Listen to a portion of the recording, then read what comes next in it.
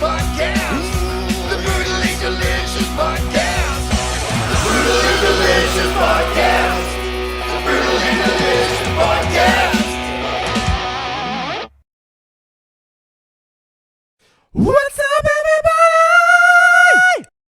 This is Dark Macek with Brutally Delicious, coming at you with a review of Eunomia's brand new album, The Chronicles of Eunomia Part.2. It's been a while since we've had a band number albums like that. I mean, Chicago just did numbers all throughout, but Chronicles, I think that's new. So anyway, going into this might be a trite comment, but first thing, killer artwork. I immediately knew this was going to be my kind of band. And sure enough, as befitting to that, it is kind of like symphonic metal, but also the kind of adventure metal that seems to be very popular nowadays. That is, it seems just as inspired by Dungeons & Dragons or Skyrim as it does Rhapsody. So this band is adventurous, but it doesn't overdo it. It sounds like a less cheesy Glory Hammer. Maybe sprinkle in some Twilight Force. I can tell that there's Rhapsody influence here, but I don't think they sound that much like Rhapsody. Good for them, they took an inspiration and didn't copy. I was curious about the band's namesake. Eunomia is apparently the Greek goddess of law and order. I feel like there's a joke here, like, these are their concept albums. It kind of fits. I could see this being theme music to a Dungeons & Dragons Paladin, even though there was already a band called Paladin. So let's get into some songs. Right away, the opener. Again, I'm thinking like less cheesy Glory Hammer, takes itself more seriously. Vocals sound like Thomas Winkler meets Alessandro Conti. Maybe a little bit of Daniel Hyman thrown in there. Okay, I literally just read about this. Apparently, Alessandro Conti is guesting on this, so no wonder I heard it.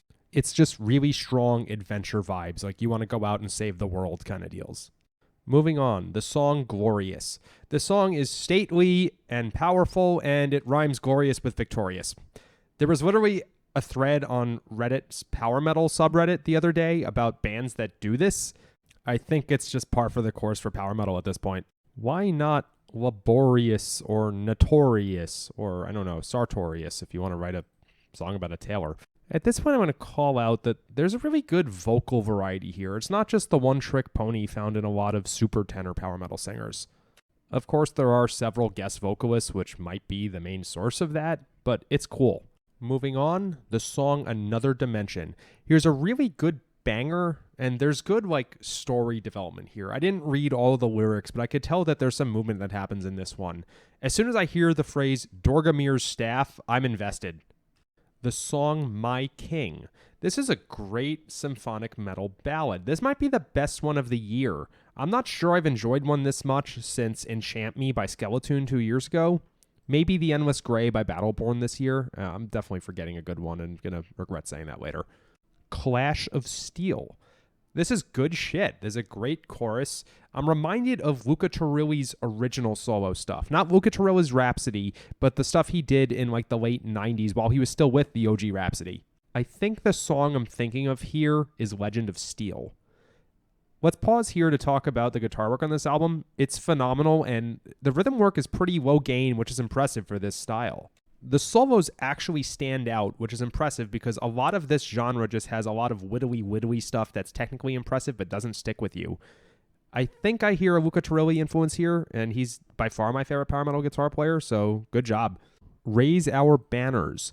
There's some cool haunting elements of this in the pre-chorus, and of course another great chorus.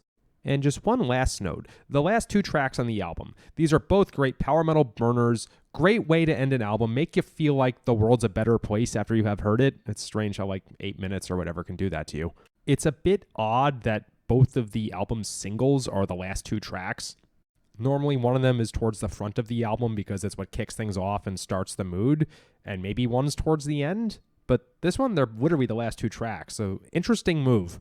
Great sophomore effort by these guys. Apparently their first album, was 5 years ago, so I'm glad to see that a band of this style can actually make a comeback. I'd never heard of them. I don't think they've toured the US, but it's really cool to see this style on the up and up. Battleborn earlier this year, Fellowship, I think last year.